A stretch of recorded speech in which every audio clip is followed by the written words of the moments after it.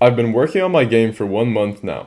Last devlog, we left off with the game looking like this. It looked pretty good, but it didn't have any gameplay. And now, it looks like this. A lot has changed since then, so let me go over everything I have done since. The first thing I did was to try and make the spider be able to move on the web by clicking somewhere on the screen. As you can see, my first attempt didn't go very well. I tried a method where I just teleport the spider to the desired location, but I kept running into errors. While this was fine for now, my next step was to actually make the spider walk. I decided that the best way to do this would be to make the spider a navmesh agent, and have the web be the navmesh. The first problem that I encountered was that you cannot make a navmesh on walls, so I had to download a package that has some extra AI tools. Next, I made the spider actually walk there by using navmeshagent.setDestination to the clicked point. I felt very happy with the look of this. It felt very natural and not as robotic as it was when I was moving it by hand. Next, I decided to bring the spider model from the concept art into the game to make it look nicer. This made the game look so much better in my opinion. I also decided to move the legs around to make them match how a spider would actually look. I adjusted the UV map for the body to make it work better with the shader, so instead, the gradient goes from the bottom to the top. I also added new eyes, and it took me a while to get them in the correct spot, and now, our spider was looking pretty good. At this point, I felt pretty confident to move on from the spider. I will probably keep adjusting it in the future, but it's in a very good place at the moment. I then moved on to the gameplay. First, I made the spider web a little thinner so that you can see the background better. I also decided to make the web bigger and more dense for better gameplay, as it offers you a bigger playable area. I also moved the camera further out and made the spider much smaller. This will lead to the game being more strategic because it will take time for you to reach food or shelter on the web. On the previous web, it would have been too easy to reach anywhere. I decided to begin on the gameplay loop. The first thing I did was to make this panel, which took me way too long to make. It was inspired by Apex Legends UI because I really like how the dots look. I'm not sure what these dots are for, but I think I'll be adding this design to other UI elements in my game later on. I also made a simple hunger and poison bar.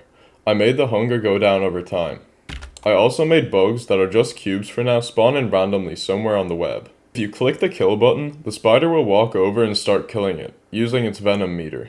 After it is dead, it will turn into food that is just a green cube for now.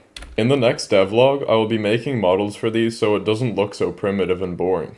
At this point, I thought the game was far too easy. At the moment, there was only one way to die: starvation. And with the current settings, you did not have a problem getting food. So I decided to add some rain that can wash you off your web. I first made a particle system right above the camera, so I would not have to fill the full scene with particles, as it would not be good for performance, especially on a mobile game. In the future, I will make your food fall off it as well, and some raindrops will collect on your web, weighing it down, eventually to the point of the web snapping.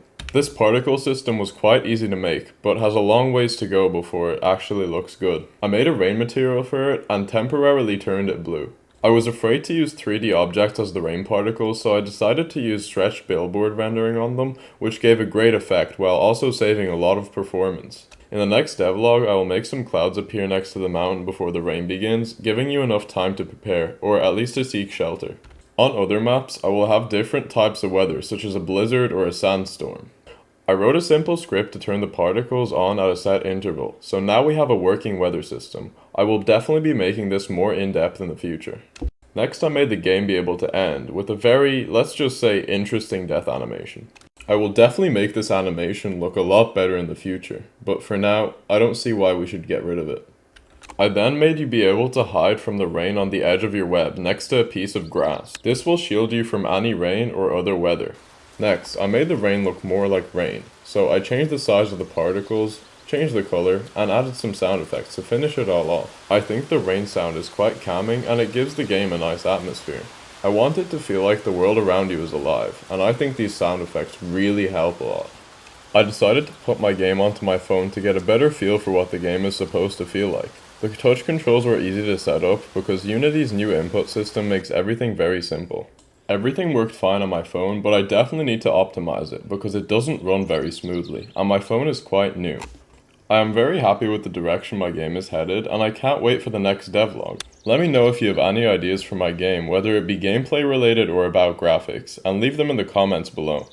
A subscribe would be appreciated so you don't miss any future devlogs. Next devlog, I hope to show you a more polished version of what I have in this video, along with a couple new features. I would like to experiment more with the graphics because I definitely think that we're on the right track. Thank you for watching and stay tuned for the next devlog. It currently isn't very interesting, but I definitely think it shows what the game could be in the future.